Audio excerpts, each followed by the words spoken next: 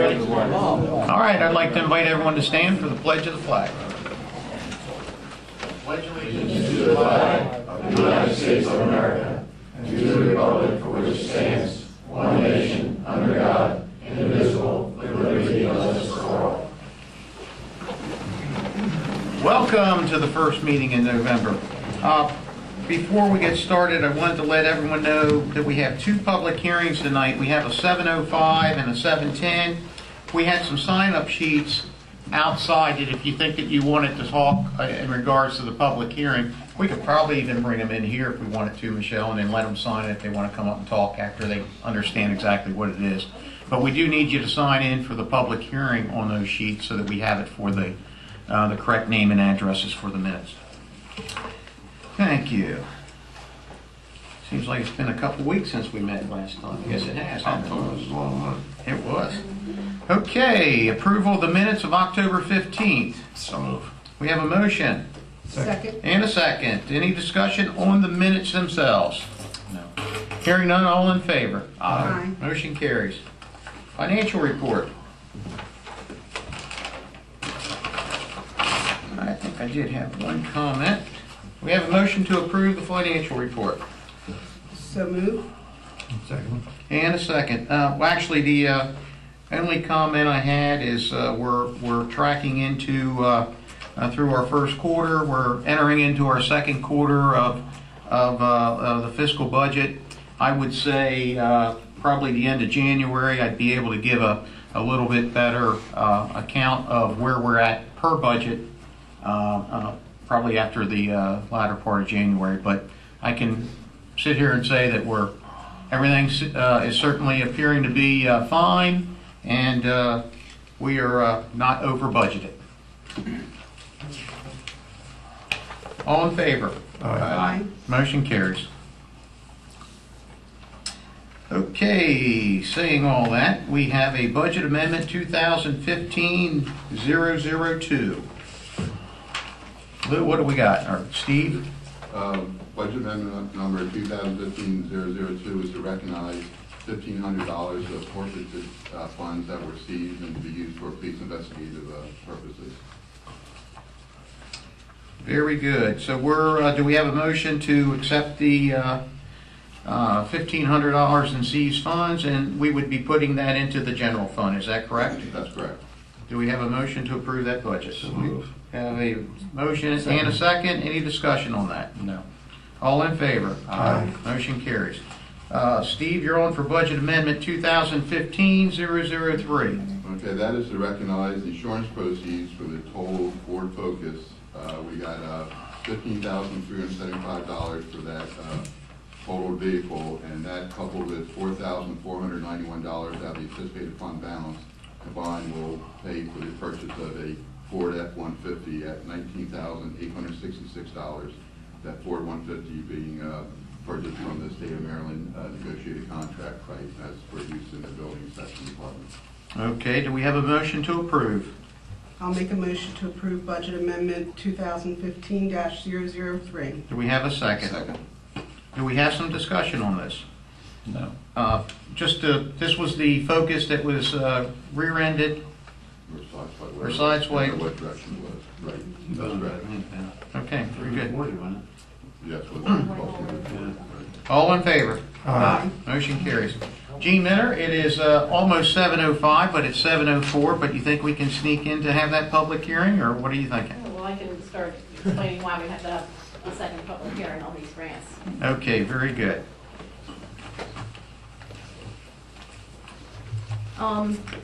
We're having two public hearings tonight on two different community development block grant projects for which the town received funds from the Department of Housing and Community Development.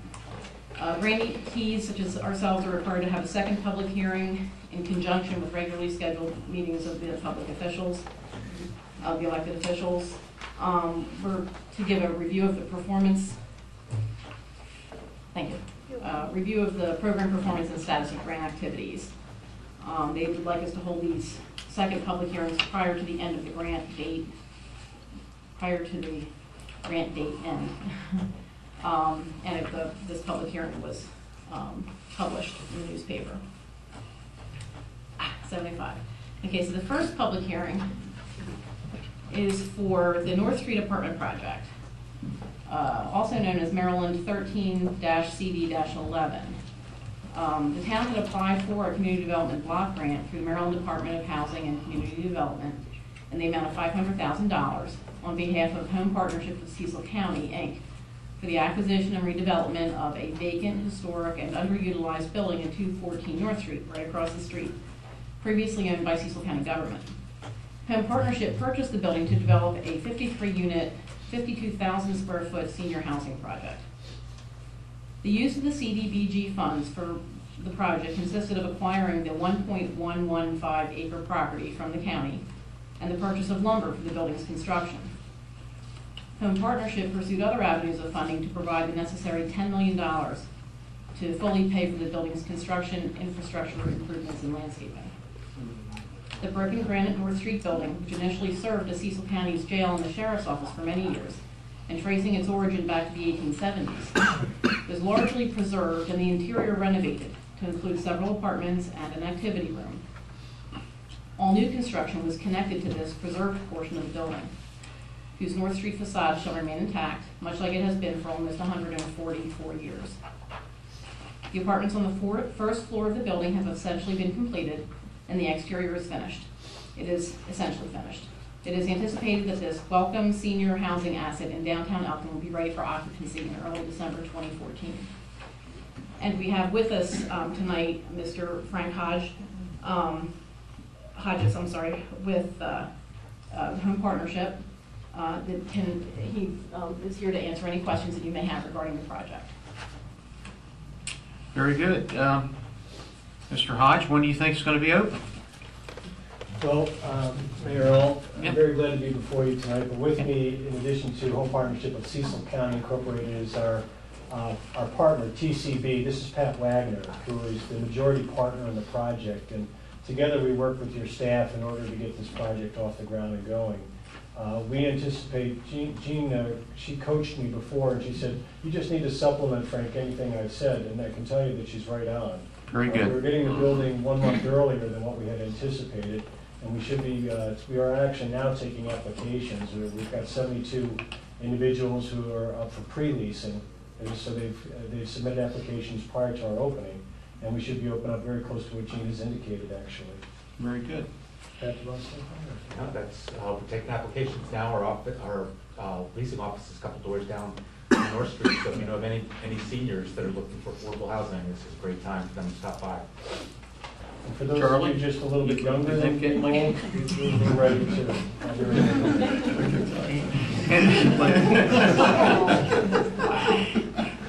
Is there anyone from the board that has any questions or comments? Actually, just in a comment, I think that maybe Jean may have asked or mentioned one of the thoughts that we shared, Jean and I, was talking about our streetscape in general as we move forward in the years to come. And what we've noticed out here in front of our building is that the trees that we planted about 18 to 20 years ago are now growing up into the power lines. And I sound like I'm long-winded to get to where I want to go, but one of our thoughts were we're going to, at some point, remove these trees, put the tree boxes in, so it won't do damage to our sidewalks. So I'm sure that she probably had you put them into a tree box over there, and I think... Only if they were adjacent to the sidewalk. His landscaping is back from the sidewalk. Very good. One thing that one of our themes that we were talking about was maybe going with cherry blossoms throughout the town of Elkton, and that's what I was kind of getting to. And We've already switched out the trees. look at this. This is wonderful. Jean is just, she got us about 2-3 weeks ago on that. Perfect. This is a public hearing, and if anyone would like to add anything to the public hearing, please come up, state your name, sign the paperwork, and seeing none, can I have a question. Yes.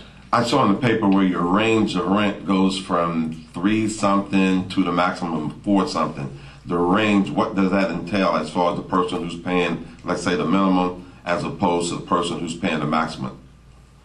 It's all dependent on rent, on their income. It's based on the income, and so there are different income tiers for either 50% or 60% of area median income. So it really just depends on where that family would fall, that household would fall in terms of their income. So basically, each individual would have the same amount of square footage. Yeah, we have a few two-bedroom units, but most of them are one-bedroom units that are about the same square footage. Yes. Okay. Same amenities and everything. Any other questions from the board? Hearing none, this public hearing is closed at 7:10. Perfect timing. Gene, you're on for the second public hearing tonight. The second public hearing has to do with the Elkton Water Treatment Plant Raceway Sediment Removal Project, known as MD 14-CD-22. The Elkton Water Treatment Plant Raceway Sediment Removal Project is located in the Howard's Pond on the south side of East Main Street, Maryland 281, east of Delaware Avenue, Maryland 7. Sediment is being removed from the raceway, which is approximately 1,120 feet in length and up to 50 feet in width, to restore its storage capacity. Prior to this project, the raceway averaged about 2 to 3 feet in depth. Post-construction, we anticipate it will be about 6 feet deep. This raceway was originally built in the late 1800s for a mill along the west side of Delaware Avenue, across from the current treatment plant. The raceway conveys water from the Big Elk Creek behind the Far Creek Dam to Elkton's plant. It also provides water storage and a supplemental supply when the Big Elk Creek is muddy, a condition usually following storm events. The water treatment plant is Elkton's largest water supply, surface water supply, permitted for an average daily withdrawal of 1.5 million gallons and 2.0 million gallons during the month of maximum use, as long as the permitted flow by is maintained. It is interconnected with the town's 2 wells and an emergency backup water supply through an interconnection with Artesian Water, Maryland, to provide water to Elkton's residential, commercial, institutional, and governmental customers. The project involves removing approximately 3,300 cubic yards of sediment from the raceway and restoring it to its maximum potential, which is necessary to ensure both adequate flow to the treatment plant and a substantial temporary raw water supply during storm events. This project was estimated to cost $303,000, and the town applied for and was awarded $227,000 in the Community Development Block Grant Funds through Maryland Department of Housing and Community Development.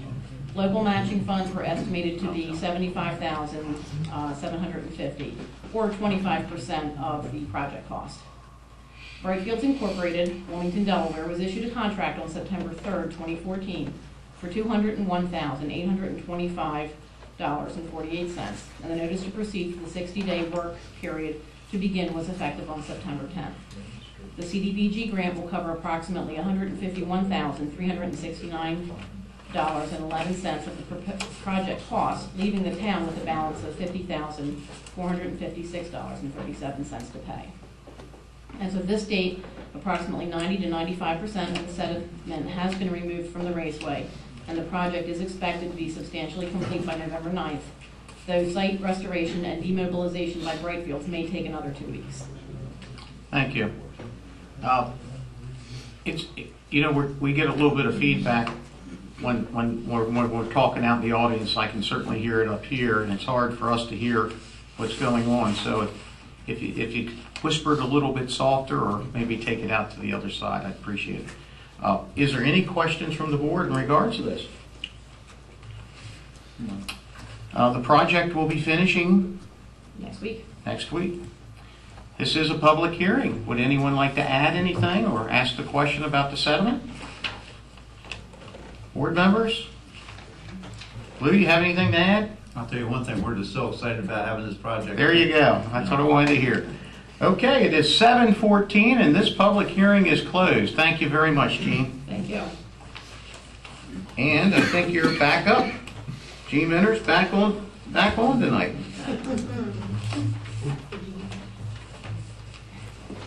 So the next thing we have is something that was brought before the board at a workshop meeting. Once or twice, I can't remember if it was before a normal public meeting and a workshop, or both were workshops. The town had applied for a Transportation Alternatives Program grant, which was authorized under MAP 21 and provides funding for programs and projects defined as transportation alternatives. which includes on and off-road pedestrian and bicycle facilities, infrastructure projects for improving non-driver access to public transportation and enhanced mobility, community improvement activities and environmental mitigation, recreational trail program projects, safe routes to school projects, and projects for the planning, design, or construction of boulevards and other roadways largely in the right-of-way of former interstate system routes or other divided highways. So we had applied for $64,960 of PEA program funds for the East High Street and Locust Lane Sidewalk Improvement Project.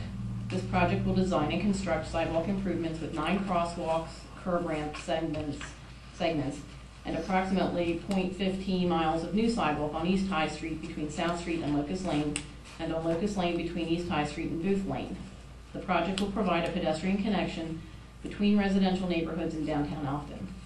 Elkton is required to provide a 20% funding match of $16,240 for the total project cost of $81,200. We have a memorandum of understanding to be signed between the Maryland Department of Transportation, acting for and on behalf of the state of Maryland, by and through the State Highway Administration and the town of Elkton. The MOU defines the responsibilities and obligations of each party with regard to the project. If the MOU is acceptable as written, these two originals will be signed and mailed back to the state. Gene, what do you need from us? If you feel that the project is worthy, it's not a lot of money, generally speaking, as far as grants go, but it is grant money. This will help us complete a section of sidewalk on East High Street that hasn't been completed. We had originally done some sidewalk and crosswalk work from North Street to, I think it might be South or Church. And if you recall, there's crosswalk with the new stop panels there, which is great. But the other portion of that block hasn't been completed. And this would give us the money to do that and also install sidewalk around that vacant lot that will enable people from the, I think it's Elkton Heights. No, Friendship. Friendship Heights neighborhood, I'm sorry. Friendship Heights neighborhood, it's Friendship Road. Friendship Heights neighborhood to Main Street, down to the downtown area. There's no sidewalk there right now. When is the deadline for this, for us to make a decision? Well, there's no deadline. The project has a 5-year timeline on it for us to complete it. If there's any other concerns or anything, you can take your time and look at it. The state's been sort of waiting for us. They awarded this back to us in October. Okay. And they've been waiting for us to sign this MOU. Okay. Does the board want to move forward, think about it, talk about it? I just see that we're on the hook for 16,000, right? 16, right? For a total project cost of 81 and change. Yeah. I think it's a good I idea. think we should go ahead and move forward with it since it's given to us to go ahead and improve the landscape. Do we have money in the budget somewhere for incidentals like this? Lou, where would we find this $16,000? It probably would help you understand when this would be payable. Or Steve, when would? Well, I assume it'll be completed this fiscal year. The MOU was signed within a reasonable time from tonight. Well, the project is broken into 2 phases. One is design and the other is construction. Okay. So the design part, of course, wouldn't cost nearly as much as the construction portion. And there's 5 years on this to complete it. Actually, 4 years now. When I said October, I meant October of last year.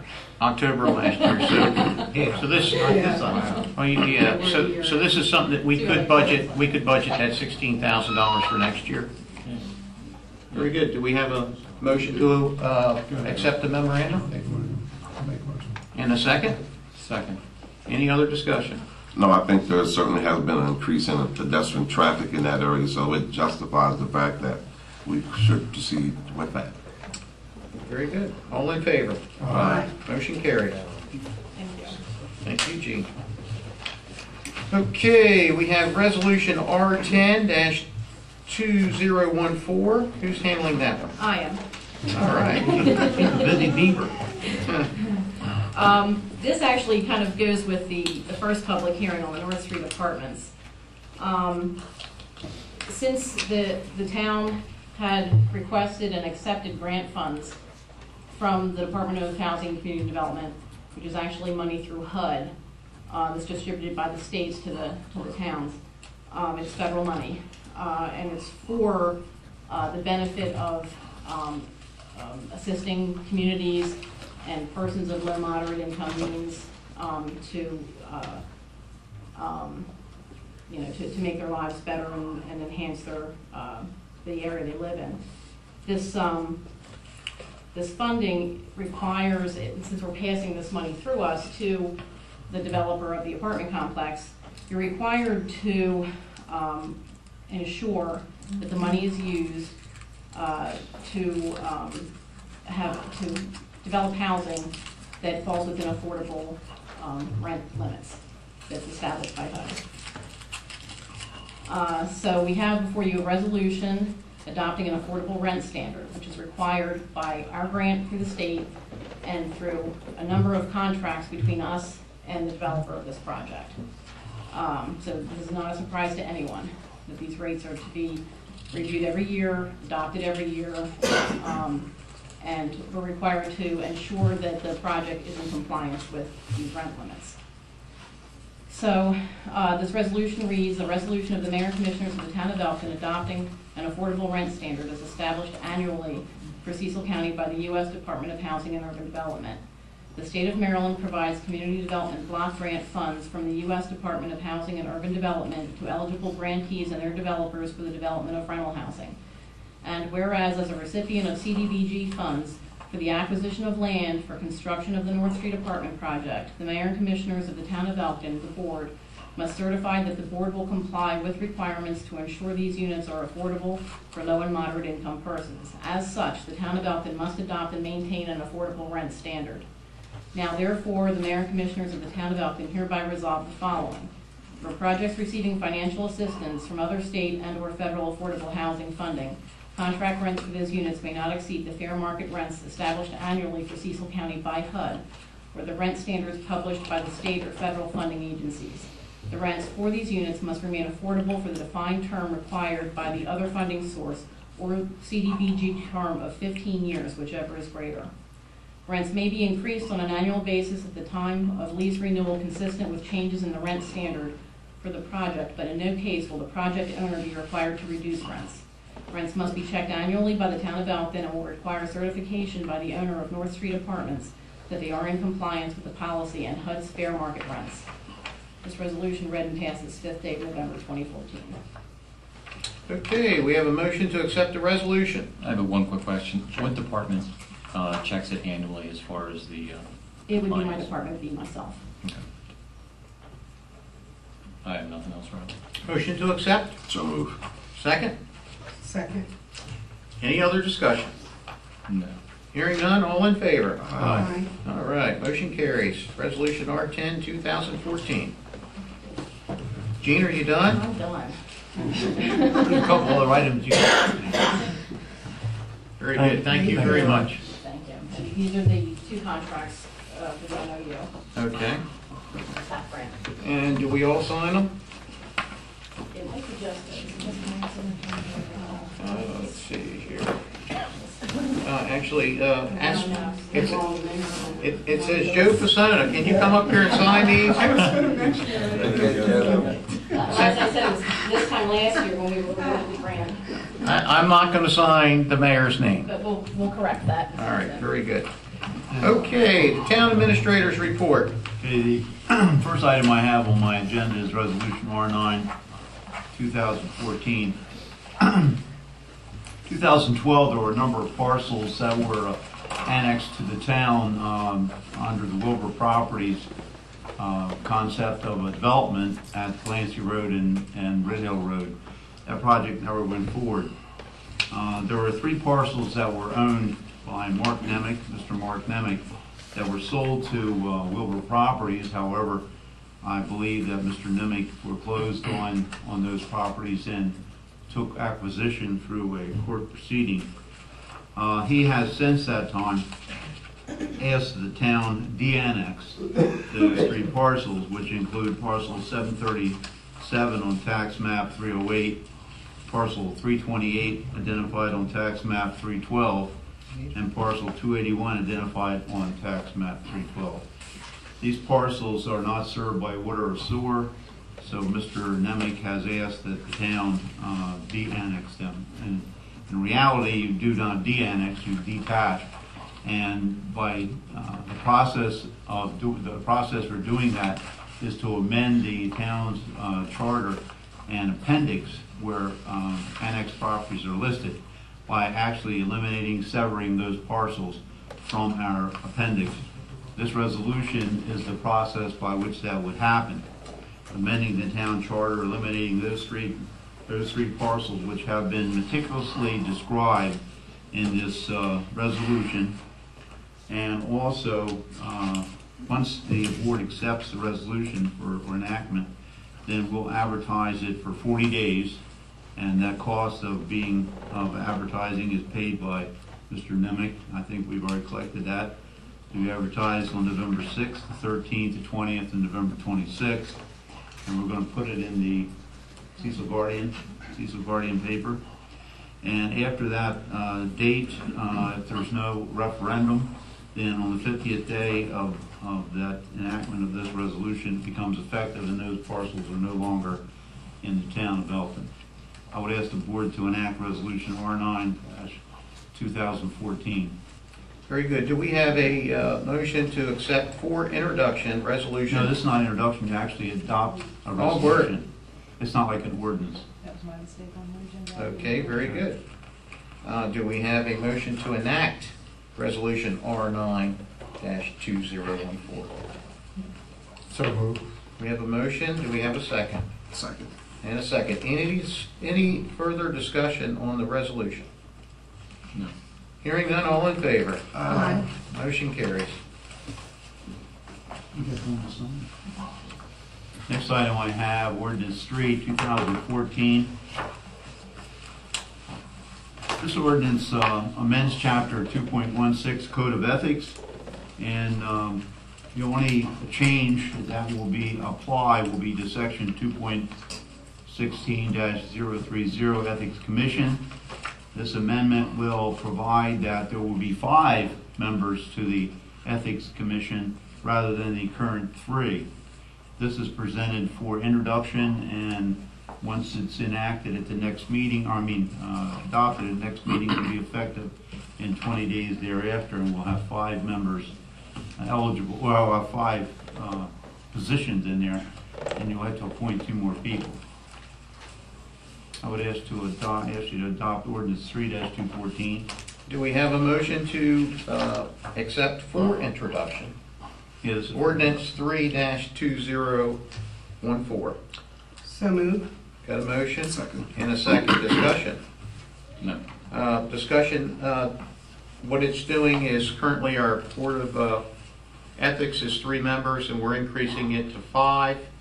And I'd like to add that we will have 2 openings if we accept this at the next meeting, or whenever the X amount of days, 30 days before we can accept it, or is it next No, meeting? I'll produce it on the 19th for adoption, 20 days thereafter. Very It'll be good. effective. Very good. Any other discussion? All in favor? Aye. Motion carries. The next item I have is ordinance 4/2014. This ordinance technically repeals chapter 5.12 taxi cabs. I believe that Mr. Downs has looked carefully over that ordinance, which is quite an old ordinance, and has recommended to the board that we no longer have to regulate taxi cab activity because there's sufficient regulation by the state for those types of vehicles and operations. Consequently, by enacting or passing this ordinance, you will repeal that section from the code. Very good. Do we have a motion to accept ordinance 4-2014, repealing, or actually for introduction to repeal this taxi cab section? So moved. We have a second. Second. And a second. And I can tell you, it's one of these things, as we continue to go through the charter, I think it's, by going, Lisa, I'm going to ask you your opinion on this. I know that you guys did a lot of work on this, but we're going to just follow what the state guidelines are for taxi cabs. Is that correct? Right, when we began to review it, it appeared that, number one, what was already in our charter was kind of antiquated. And then once we began to research as far as how we could amend it to bring it up to speed, that the state already regulates it, we're already bound by what the state says. So it just appeared to be not necessary to double the effort at that point. Fantastic. All in favor? Aye. Motion carries. That's all I have. Hey, we did some business there tonight. Sure did. Okay, the only little change that I'm going to do tonight, I'm going to kind of combine the old business with new business for each of us, because I got a whole list of things. We haven't met, and I know everyone wanted to hear me talk tonight.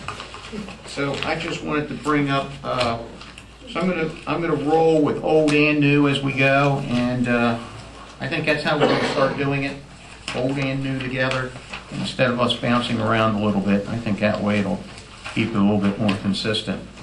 A few of the things that I had tonight, one, the State Highway Administration has given us notice on the roundabouts, and on next Wednesday, November 12th, oh, you got it right there. Oh, very good. On November 12th, the State Highway will be hosting a informational meeting about the design of 3 new roundabouts in Cecil County. Now it's going to be taking place at the Cecil County Administration Building, the Elk Room, between 6 and 8 p.m. The one that is actually affecting us the most would be the intersection of Maryland 281, which is Old Baltimore Pike, and Muddy Lane. Right. And so it's going to be a roundabout. If you have any questions, concerns, I'm assuming this is when we put our input into it, and I'm looking forward to it. I think there's been a lot of accidents on that intersection. We also, I received notice from Dan, our Public Works Director, that we're going to be doing some hydrant flushing. This hydrant flushing is going to take place, and I'll remind everyone again at the next meeting, but on November 21st, which is a Friday night, and also on Saturday, November 22nd, from 10 p.m. to 6 a.m. And the hydrant flushing, Dan, I'm going to kind of call on you, and it just cleans the sediment out of the lines, and that's the whole purpose of that. So I think if anyone has any discoloration in their lines after we do this, try to run it in your bathtub. Don't run it anywhere else. Don't do your wash with it and so forth. But if you have any further questions, I'm going to give you Dan's cell phone number right now tonight. No, it's I wouldn't do that to you, Dan. But the number is 410-392-6636 and extension 102. And that's not Dan's cell phone number. I wanted to mention that on December 3rd meeting, I will not be in attendance for our town meeting here. I will be attending a trip that my company was very fortunate for winning, going to Las Vegas. Hey, I'll actually be at the NASCAR awards dinner. So my understanding is I'm sitting with Greg Biffle. So if there's whether I'm not really a big NASCAR guy, but I will be in a black tie event representing my company and of course the town of Elkton, and I'll see how many of those celebrities I can bring back here to Elkton with me. But I think it'll be a good time for me anyhow. Maybe not you running the meeting that night, but I will not be here. A couple of things that I asked yesterday. I met with a couple folks at the election at the polls yesterday in regards to Wesley Street. And one, I know that both of them are here tonight probably to ask a couple questions where we're at. But Dan, can you give us an update on where we're at with the, do you have an update on where we're at? Very good. Dan, give us an update on where we're at with the property behind Mr. Blankenship's house, the alleyway. Yes, the property behind, we've actually had surveyors lay out the building corners behind the property at the Blankenship house, and it will be addressed within, it would have been addressed this week, but they're calling for rain tomorrow. So give us probably about a week or so, and we'll put a CO6 driveway down the alley. So we're committed to doing that as soon as the weather cooperates. We'll make it happen. Put down what? CO6. Pressure road. Yeah.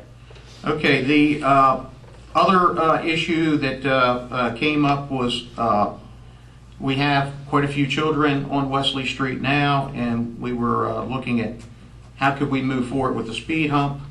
And speaking, and I saw your memo and your notes tonight, our town ordinance states that any roads that are shorter than 500 feet, we don't move forward with the speed hump. Fortunately, Wesley Street is 530, so we can move forward. And there was actually a photograph that Dan had sent to me, and also I think Lewis. But what we want to do is, I think, if each of us could go down there and take a look at it, and maybe we can do that during our, well, I don't know, we got a pretty busy workshop next meeting. But we're thinking possibly about the only feasible spot would be in front of 134 Wesley Street. Correct. For slowing the speed hump down. So I'm just kind of bringing that up, and you guys also take a look and see if that's where you think possibly that could go. And us as a group will also take a look at that and see if that makes sense. So I wanted to make sure that we were moving forward with that. Thank you, Dan, with sending those photographs. I know I can, one of my passions over the, during the campaign was talking about the water and sewer rates, the water sewer bills, the audit, where are we at, where can we go, how can we do it, and I know we have challenges because we've been probably not enough people to be able to do this effectively and reducing the cost. I think at the last meeting or the meeting before, I'd asked whether we were going to move forward and ask the board to think, should we move forward with like a plumbing contractor, maybe try to use someone outside of our town employees. I thought I'd have that information tonight because I had called a couple folks to see what kind of basic price that they could give us. So I just want to let everyone know by the next meeting, I think I'll have a pretty good proposal for the group so that they'll know if we can move forward with an outside contractor. I think we'll have a good idea how much that's going to cost the town. And the issue there is Steve, is that money that we could take from the water fund and the sewer fund to fund that, correct? Sure. And I think that's a direction that we got to go. During this audit, we've asked the town to start identifying possible areas where we've seen issues, some problems. We're losing a lot of gallons of water in the town of Elkton, and that's what my concern was. My concern wasn't really to go out and try to find additional revenues all around. I wanted to find where we were losing the revenues. Saying all that, we had a couple of things that I think the board needs to be aware of. We sent out some letters to some residents in the town, and we've identified some areas that possibly there's one water meter feeding into one home that might have an accessory apartment. Just wanted to let everyone know that this is something that we probably should think about or address as we start to move forward, because I think with these letters going out, we're going to have a lot of feedback from some of our residents in general. And I think it's very important for us to make sure we address this correctly. Leading into that, and I got a lot of lead in here, I had requested from town staff a list of our nonprofits and our churches, and that we're not paying any paying for their water and sewer bills. And as we move forward, and I just want to let everyone know, as we move forward into the next budget, I want to identify all these, and one of the proposals that I want to put on the table for our group is that we had, I think, listed maybe 12 to 15 or 18. Do you know that number, Steve? As he's calculating it over there. Probably have 20, a little bit more than that. We probably have 20 nonprofits that the town of Elkton donates water and sewer to. And there's really nothing in our charter that states how we do that. It's always been kind of up to the board. I'd like to get something firm in writing so that future boards will understand exactly how we can and cannot do this. Saying all that, I think what I'd like to almost propose for next year is I strongly believe that if we're going to continue down this road, we only give away the minimum. I don't think that we should give away the full amount of the bill. And whatever that minimum bill is, if we determine that we've got 20 nonprofits or 20 churches or however it may be that we're donating water to, I think it should only be the minimum, and anything above that should be paid for by the nonprofit account. I just think it's the right thing to do. It would be a way that we can, I think, specifically put that in writing so that we'll all know from years to come.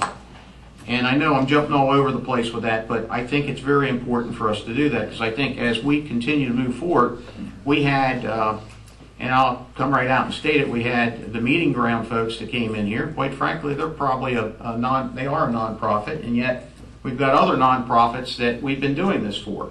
And good, bad, or indifferent, we've been doing it. And we just have to make sure that we're doing it consistently and correctly for everybody as we start to move forward. And adding to that, I think that we need to move forward with the nonprofits that don't have water meters on their property and make that happen.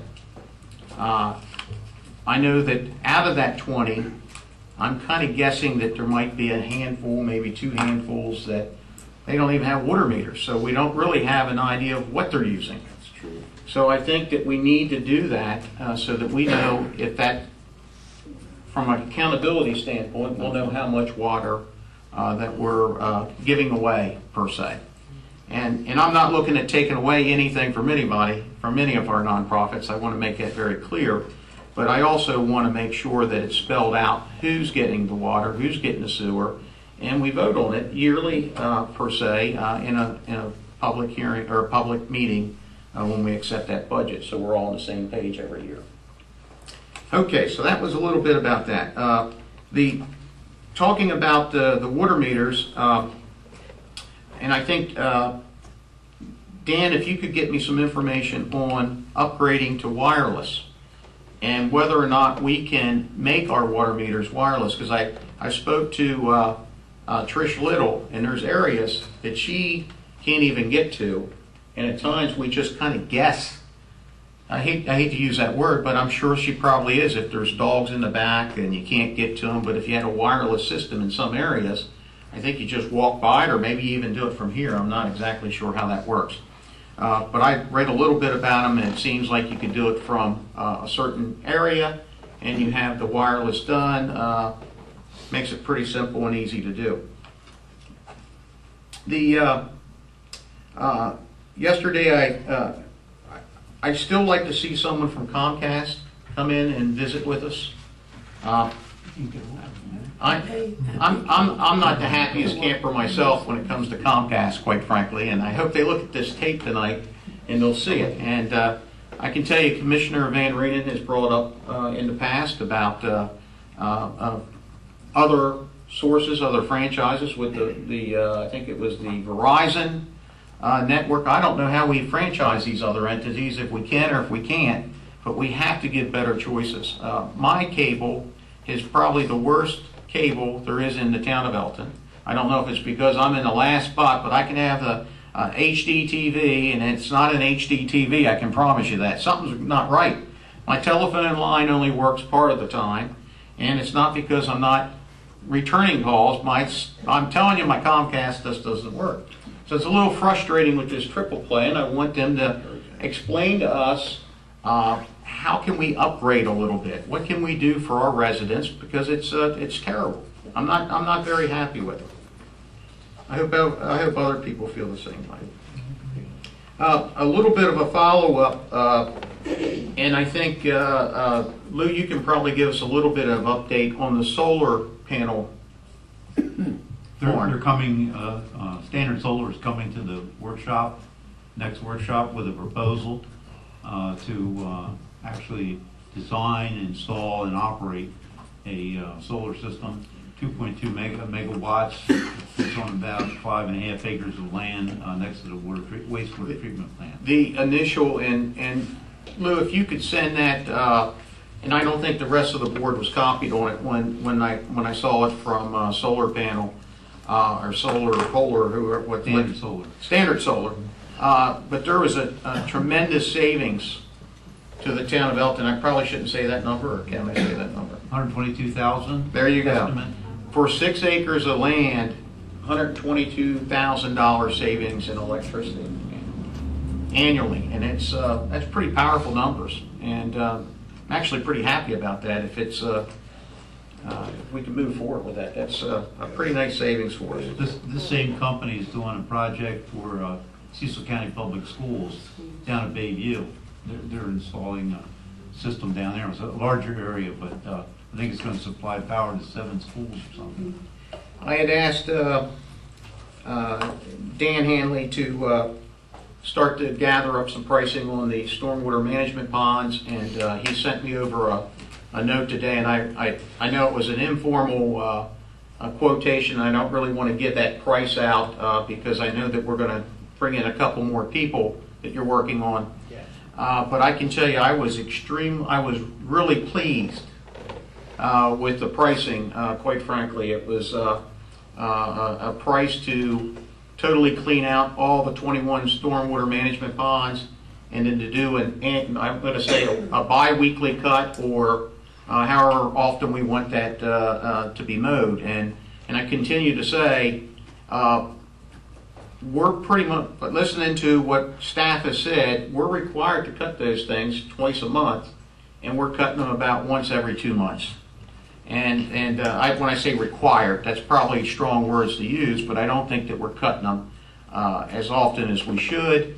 And anyone that lives near one of these stormwater management ponds, they're probably the angriest people that we have, and we're not doing, I feel we're not doing our job. And I've made a commitment, and I know this whole board has made a commitment. We're going to make it right for them, and we're going to make it happen. And I think it's something that we should consider subbing out. It doesn't mean that we're taking away our staff from doing. We're not getting rid of anyone. We're just going to relocate them into other areas. I had a conversation with Dan today, and our storm drains, which we've been trying to get to now for probably a year. And we're still behind on them, and we just can never get to them because we're always doing other things. And it would allow us to put effort to areas of our infrastructure that are more important. And I think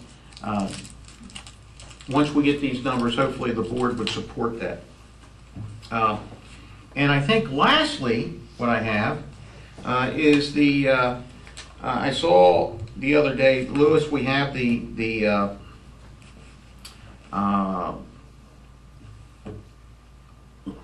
RFP or the specs for the Walnut Hill Tower. Mm-hmm. Yes, we do. And I was a little overwhelmed when I saw how thick it was. It's a lot of review that we have to do.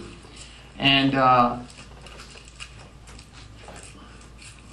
once again, it to change the attitude a little bit, and everyone asked me, well, can you bring to the table? I'm hoping I'm bringing an upbeat attitude, a we can do attitude. And one of the things that I'd like the board to think about, maybe between now and the next meeting, is when we do the painting on that tank, let's think outside the box here. Think about Lewis is panicking over there a little bit, but we're in this early stages here. I'm not saying change the color or any of that slew on you, but if there's anything that we can do creative onto that tank, whether it's a new tagline, a new slogan, maybe be a little more creative with "Welcome to Elkton," whatever it may be. It's going to stick with us for quite a few years till that tank is being painted again.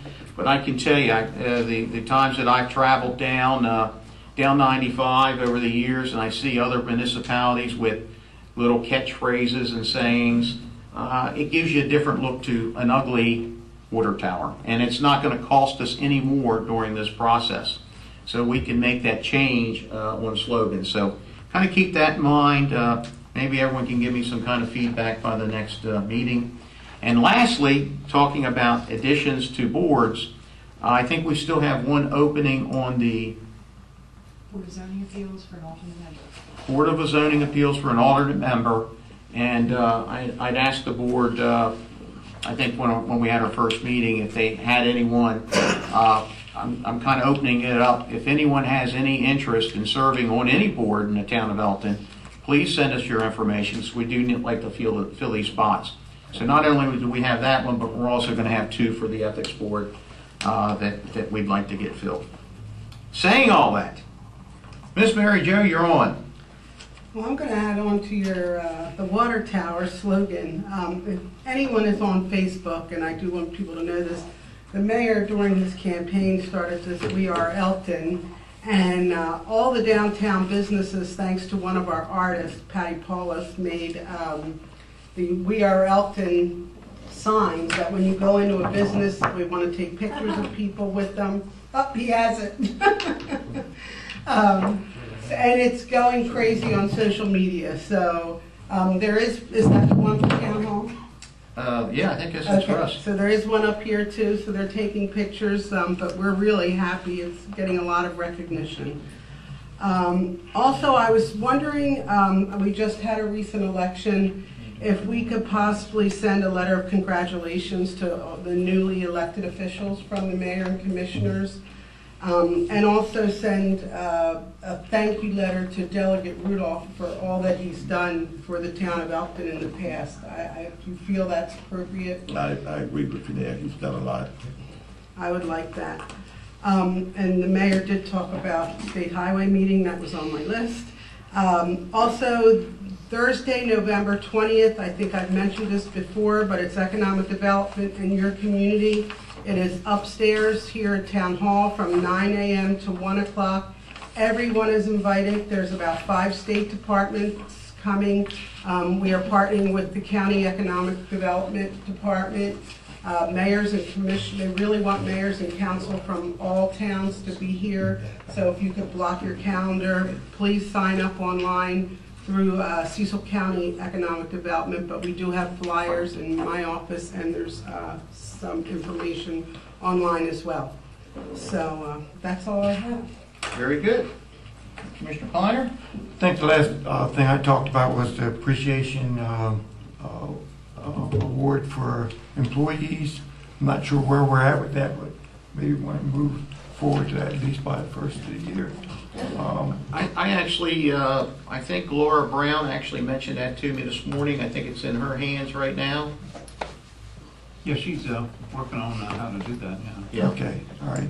And I know that the mayor had a lot of stuff to talk about, but right when he was to pause, he didn't. Mr. Blankenship came in about Wesley Street, and I promised that when this work was going to be done, that I would look at the, but we would take a look at Maryland Avenue. I'm not sure what that alleyway is, where Dick Schaefer's house is. I made sure that I was going to bring that up for the records, that we would like to at least take a look at that alleyway that goes by his house. That was something that was talked about, but when this project was to start, I want to make sure that we take a look and maybe crush, run, whatever we have to do to fill in those potholes. We can take care of that during the same time we're doing that for Wesley Street. So I did want to bring out, I think it was Maryland Avenue. So if you need me to, I'll ride up with you, Dan, and look at that.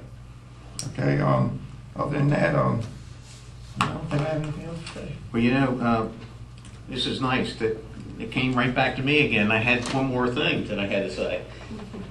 I want the, and I haven't, I spoke to DJ, Earl, and Mary Jo, but I haven't had a chance to mention to Charlie. But I'd like for each of us, and we would change maybe yearly, but I'd like for each of us to take a more active role in a department. When I say that, I mean not to oversee anything, but maybe to make the report for us, make us understand what's going on in each department a little bit better. And I know that Mary Jo has been active with the planning board and zoning board as the ex officio, so she goes to those meetings, and I know that the rest of us probably don't even attend another meeting for the town. I don't think that Earl or Charlie or DJ or myself attends another department head meeting, and I don't mean that.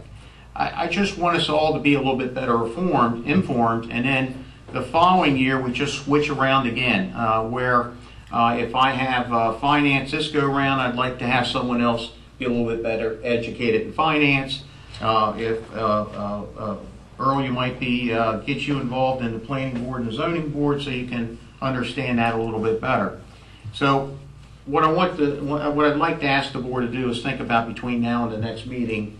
I got in my mind what departments I want for everybody, but I'd like to have your feedback on maybe what area that you could give a report on at each, maybe one meeting a month, and give us a little bit of feedback on what's happening in that department. And we really wouldn't have to, it would be in coordination with the department head per se. Charlie, you're on. Good, I'll take the police department. That's what you want me to have. Actually, that was what I wanted you to have. Robbie, I think talking about Comcast and bringing the director in would be fine, because I was at a funeral the other day and the young ladies were talking about the phone services and the TV, and they're not satisfied with the services of Comcast. Number one, at 279 right at James Street, Dan, there are some potholes that may need to be patched. Appreciate if you can look into that. On Bethel Street, there is a speed hump sign that is down. And last week I asked Lewis if he would go out to Buttonswood. There's problems at 100 and 200 block. The town has taken that over. We put satellite parking. Most recently, people have been putting numbers back in front of their residents, as it was before when they were originally there, and certainly can't do that. I think the parking has really swelled again. Evidently, there's more vehicles out there, and there's going to be problems, so I don't know how we can address it, but Lewis was asked to go out there. I don't know whether you did or not, Lewis, did you? Yeah, I did. There's a couple areas out there where we could probably carve out additional parking, but we probably need a budget for it, because it could be, you know, in a, I don't know, $20,000 to $30,000 range to do that. And we didn't budget for it, so we probably need a budget for it in the next cycle if we want to have additional parking. But there is space to carve out and make more parking. Would it behoove you to address the residents out there and let them know what the issues are, and let them know what happened from the point that they had ownership, now they don't, and the satellite parking? Yeah, we can send a letter out to everybody. And everybody would be aware of that. I think that would be a good thing. Yeah, that's it. DJ, you on? I have absolutely nothing. I don't believe that. I swear, I'm sorry to disappoint. Come on, DJ. I am sorry to disappoint you. Okay, I got one. No, Chief, I want to applaud the officer that showed up for the Neighborhood Watch program for Walnut Hill. I think he did a great job. He was prepared, he was articulate, he was engaging, and he did a fine job. I'd like to see us reach out to other HOAs and see if we can get something started. I know this will be the first community watch or neighborhood watch program in Elkton, according to him. Walnut Hill is really taking the ball and they're running with it. So they've started a Facebook page, they're passing out flyers, they're really getting involved here. I think Chapel Run, you have Patriots Glen, Washington Woods. I know Buttonwoods, their HOA folded, I believe. But maybe there's something that we can start or get them back involved. And just the community working with the police department hand in hand, I think it's great. But I applaud him. He did a fantastic job. That was Officer Josh LaFew. Yeah, Josh. That's all I have. Very good. I think Earl had one more thing. Yeah, I overlooked a comment that I was going to make just to Public Work, and I know that when I brought up the fact about doing PMs on equipment, it may have went out the wrong way, but I've tried to use some situations that we do at my job and relate to the town of Elkton's parts and vehicles. So to the people that took it the wrong way, and they just had to take it that way, but I didn't mean it that way. I meant it to be another option to try to make sure that the equipment is being taken care of. And I do know that documentation was showed and supplied to, I guess, the mayor, whoever went down to check on that. But like I said, it wasn't to slight anyone, so if anybody will look at that tape again and see it, they'll know that I said it wasn't meant to be the way they took it. And for the department, I will be taking Parks and Rec because I'm so involved with it.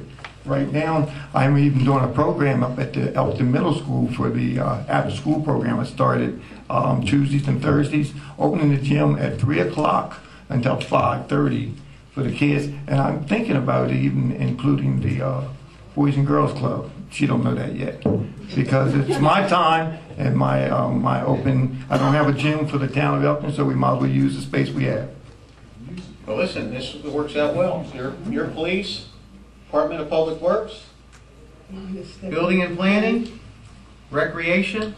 My recreation is my background. How did Earl get You that? said you were at the police department. And, I'll do the rest. I'll do the rest of the administration and finance. How's that sound? That's fine. DJ, you good with that? And then we'll put together, kind of get together and discuss what our tasks are. Very good.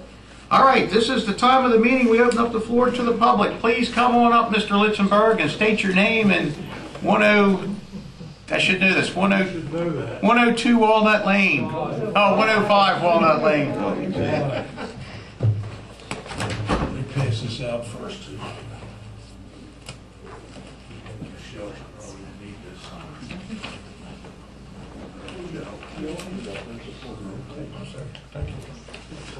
Thank you.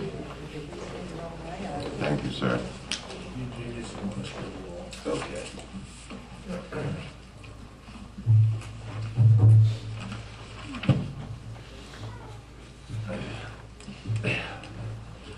Okay, Bob Litzenberg, 105 Walnut Lane.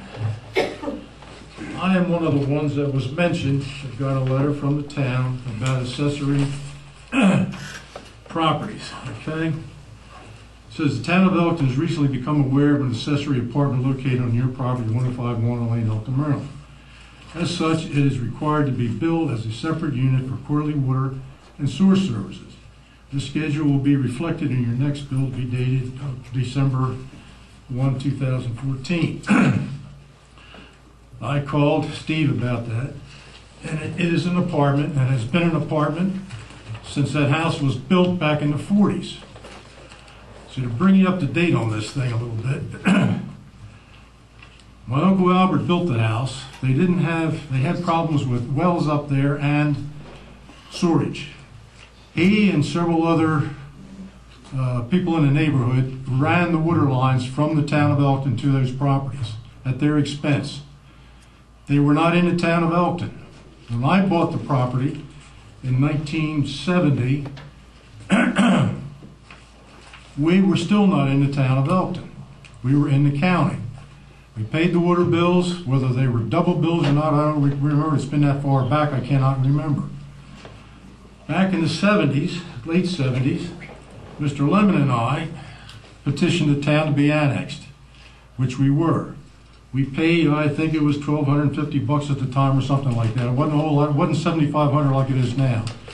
We ran the water line or the sewer line from Gilpin Avenue through my non-conforming lot, if you remember my non-conforming lot, through there to his backyard. So we paid for that. We still are being billed, we were still billed with the same amount of money for the water and sewer like anybody else would. Now, as I gave you those water bills, I've got a one-bedroom apartment in that house, and it's been there since the house was built. It was built as a mother-in-law's apartment for my Uncle Albert's mother, and none of you are old enough in here to remember Mrs. Rowe, but that's who it was built for, Ethel Howard Rowe, and a story for the town of Elkton. Never had more than one person in that apartment. My mother's lived there, and we have an accessory door between the two apartments the way it's built. I've only had probably 4 or 5 tenants. I don't have a high rent because I'm tickled to death the tenants I've got. I'm not being subsidized by anybody. The tenants that live there have never been subsidized by anybody. What I'm getting at, I'm paying for water with this double bill, the way it's going to come about. I'm going to be paying for a lot of water that I'm never going to be able to use. We're paying for water right now in the sewer fund that we don't use. You water a lawn or you water your garden. I don't water the lawn because we don't want to cut the grass that much, but you water a lawn or the garden, my wife's flower garden and so forth, wash a car. I'm building my sewer fund for the water that's billed through the water meter. The water is not going through the sewer, so I'm being charged for something I'm not being used. Now, with a full year amount of gallons that I can use will be 72,000 gallons with this double filling that I'm going to be getting. 36,000 what it would normally be with the normal single rate. I used 900 gallons, and you look at the water meters here. The first one is the April 1st, 7,500. So I used 500 above the 7,000 gallons. The next, or the ninth, it was 9,500. I'm sorry. The next bill in June was 9,000. Didn't go over that. Did I use 9,000 gallons? I have no way of knowing. Maybe I used 7,000 gallons, but I'm being billed for whatever it may be. And the last one that we haven't gotten the one in December yet, 9,400, so there's 400 over. So I've got a total of 900 gallons of water that's over what my lot will be. The double the gallons of water would be 72,000 gallons. Based on what I can come up with here, I would be using 38,000 gallons at the most. So I'm going to be paying for 34,000 gallons that I'm not going to be using, plus the fee for the sewer. I don't know whether how should I put this without irritating someone? The town, I think, has been maybe unintentionally overcharging for a long period of time with this situation here. How many single people in units? You got your new apartment complexes. They're being charged the same thing I am per unit, okay?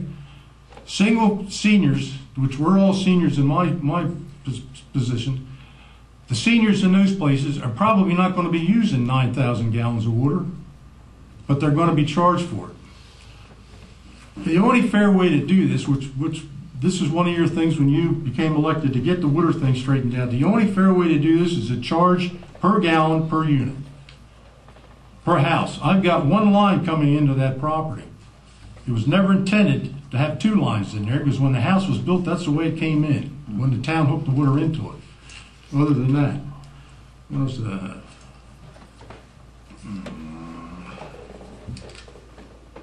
Okay. We've conserved on water. I don't waste water. We've got the efficient shower heads. We've got the efficient spigots. And we just do not waste water. But we're paying for, I expect to pay above the 9,000 if I use that. I expect to pay for that. But I don't expect to pay for $34,000 when somebody's not paying any water rent at all, or any bills at all. You're working right into my wheelhouse because I feel we are now encouraging you to waste water. Well, exactly what you're doing. I mean, you know how hard-headed I am. Everybody in this place knows how hard-headed I am. I mean, I'll just run it right down the street if I'm going to be wasting, but I'm not that. I don't want to waste water. Right. I don't need to. But the fact is, and I apologize for interrupting, you're paying for the water you're using. Exactly. It's coming through the meter. Exactly. And it's not like an apartment is getting water that's not being metered and charged for. Exactly. So I don't understand this. I mean, I just feel it's unfair because you're not stealing water. You are paying for the water coming through your meter. Exactly. I'm not the only one in this situation. The Elkton Heights years ago, a lot of people had larger houses. They put apartments on the second floor. I would assume they have one meter. There's only one line coming into those houses. Right. They're in the same situation there. But then again, it goes back to all these new apartment complexes. Are they going to be paying strictly for what water's used? They're not going to be. They're going to be paying per unit. And that's not right. Well, I think you got your point across. It's not Sure right. did. Well, I had something else here, I can't remember what it was. You know how I am with getting things organized. Did Candy write this for you tonight? No, I didn't. Did you write this for me? She didn't want to be here tonight, believe me. We've talked before, you talk about your leaves, pickup, your branches, so how you dispose of it and so on and so forth. And we talked about this the other day. Yep. It's coming from northeast on Route 7. I saw 2 of the town trucks going down to the county dump. You're paying to dump those things down there. Now, this was just a question. The old dump that the town had over on Old Elk Neck Road, why couldn't they dump that there instead of paying the county?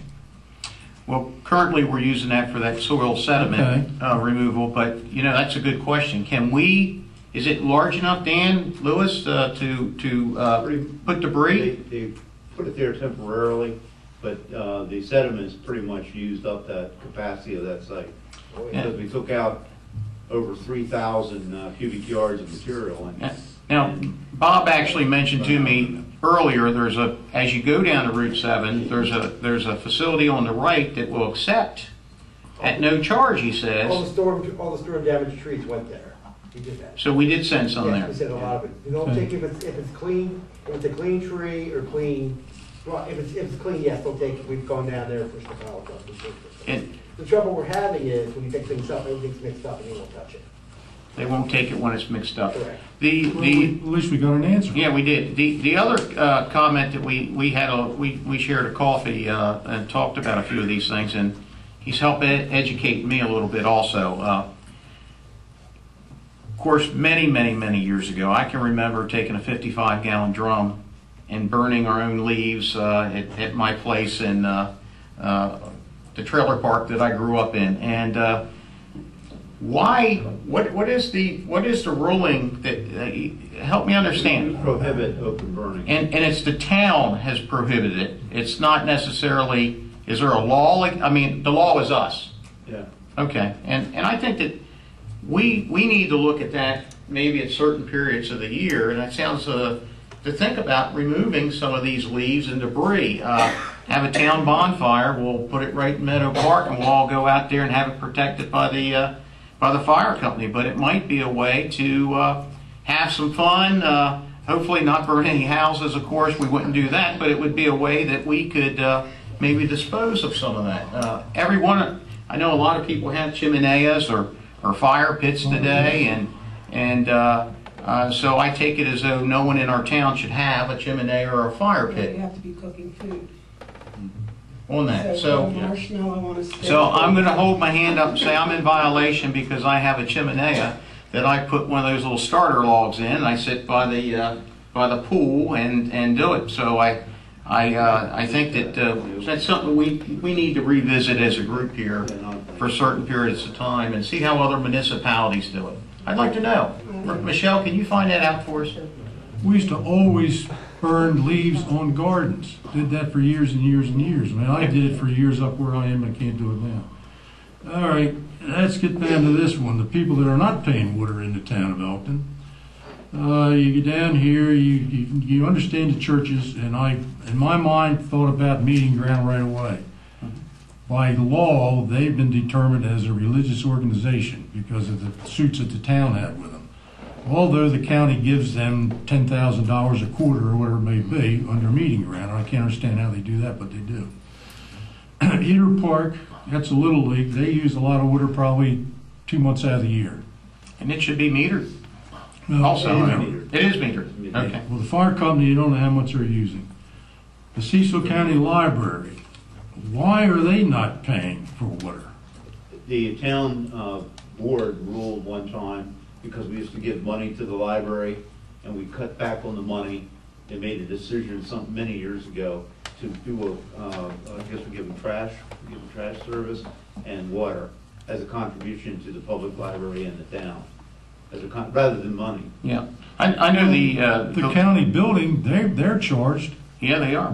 How about the Historical Society? Isn't that building owned by the county? Yes. So they pay, they're not listed here. And then you got the American Red Cross, they probably don't use that much. Then we come to the Boys and Girls Club.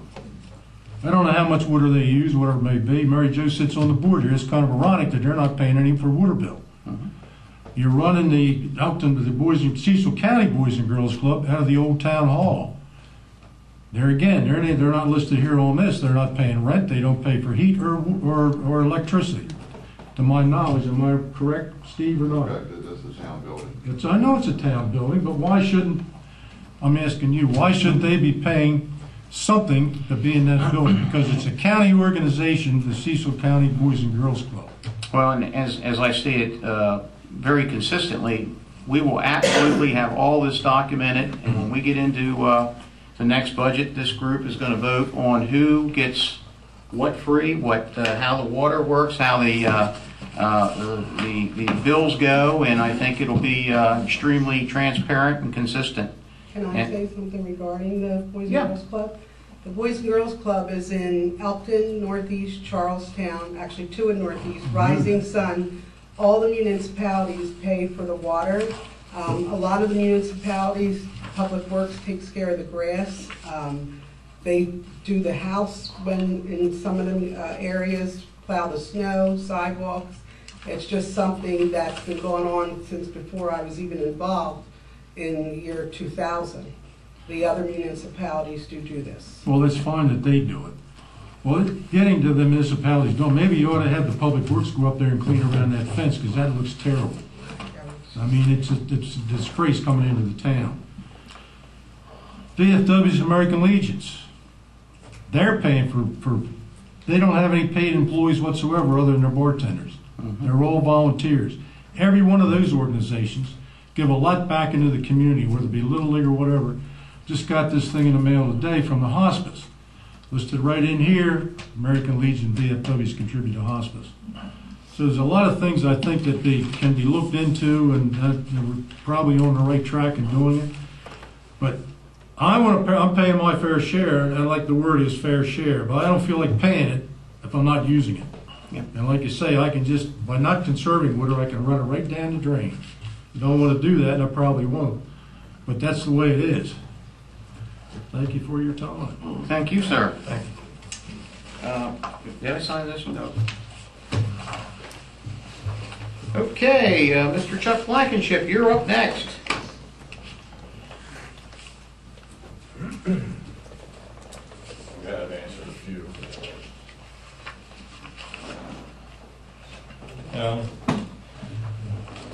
Chuck Charles Blankenship, 135 Wesley Street. The board has touched upon the majority of what I came in questioning tonight about the alleyway out there. As a little more background, ex-mayor Kraus touched on some things when we were in here the last time over this.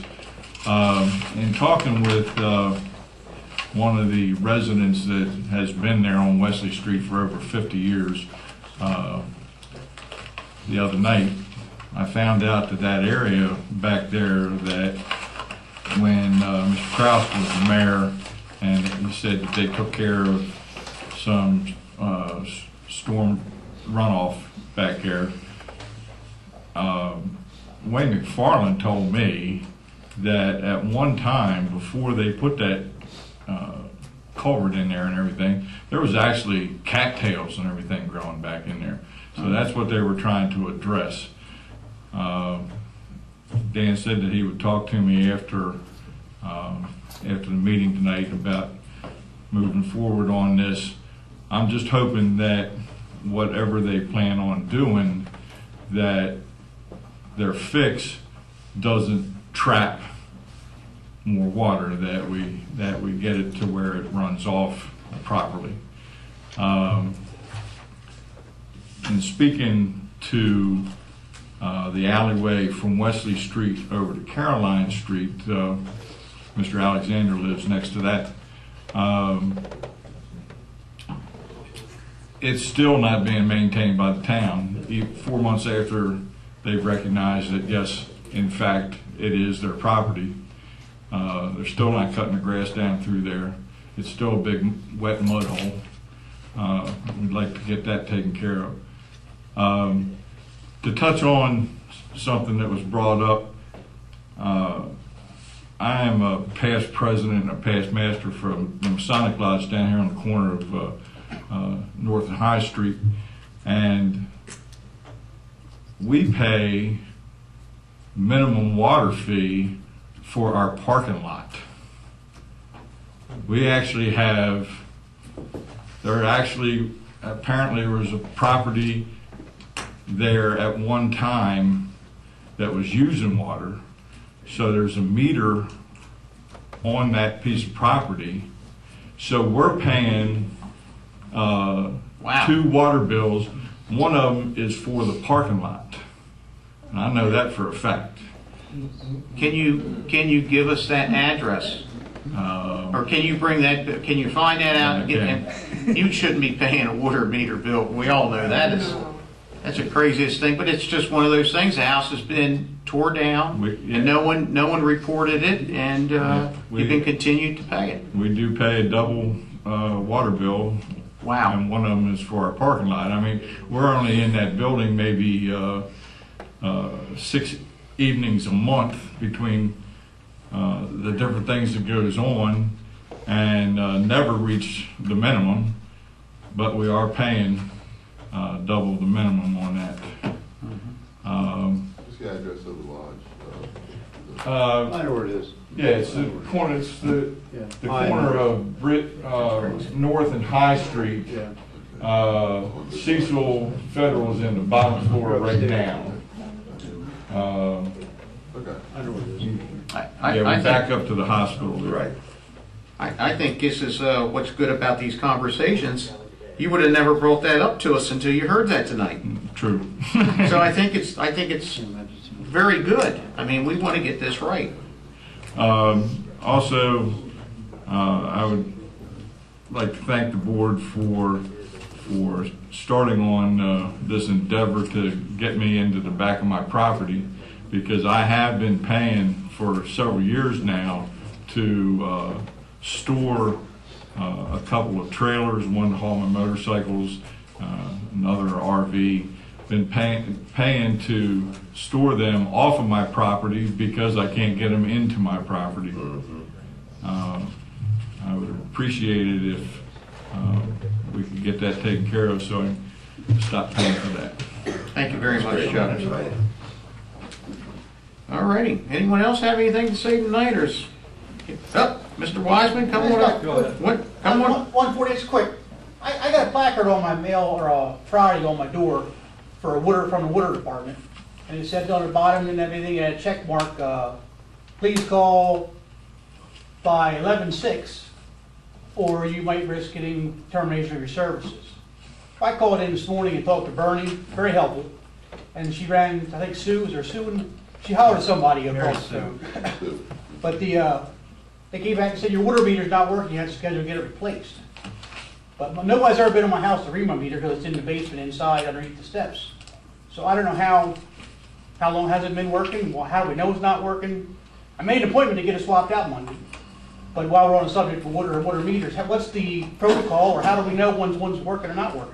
We'll probably get the same reading from the remote that indicated that either the remote is no longer functioning, or the remote is functioning and the meter has stopped functioning.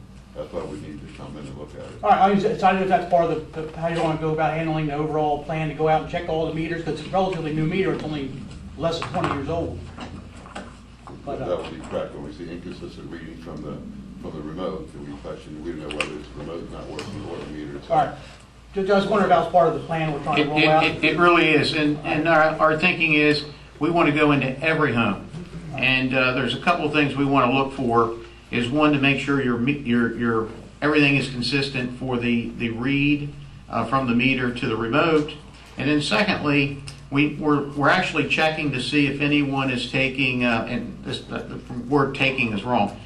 Seeing if anyone is taking their stormwater from bringing it into the system. You know, am I saying that correctly, Dan? Sump. Sump pump. Pumping your sump pump into the system. And it's all part of the big plan that we're going to be accountable for in the next couple of years.